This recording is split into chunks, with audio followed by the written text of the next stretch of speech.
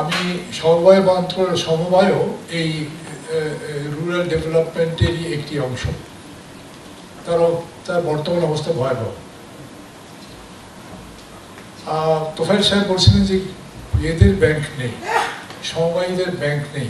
একটা ব্যাংক আছে, যদিও এটা ব্যাংক কোম্পানিজ অ্যাক্টের আওতাভুক্ত নয়, যেটাকে এক্সক্লুড করা হয়েছে, সমবায় ব্যাংক।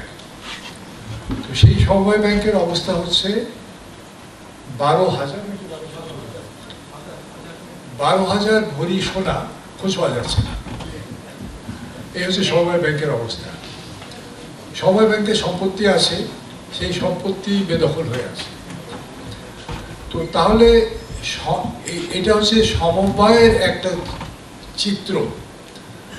অন্যান্য সমবায়ের অবস্থাও তাই। সেখানে কমিটি কারা গঠন করবে সেটা নিয়েই মারামারি, কামড়াকামড়ি, এবং এটার মামলা গড়াতে গড়াতে সুপ্রিম কোর্টেও যায়, এবং একটা বড় অংশ মামলা মোকদ্দমা হচ্ছে সমবায়ীদের মধ্যে। তাহলে তো সমবায়ের যে মূল দর্শন যে আমরা সকলে মিলে কাজটা করব, এখানে তো সকলে মিলে হচ্ছে না। কমিটিতে আমি যাবো, এটাই হচ্ছে এখনকার সমবায়। তো তাহলে এই সমবায় কি আখতার হামিদ খান সাহেবের সমবায়?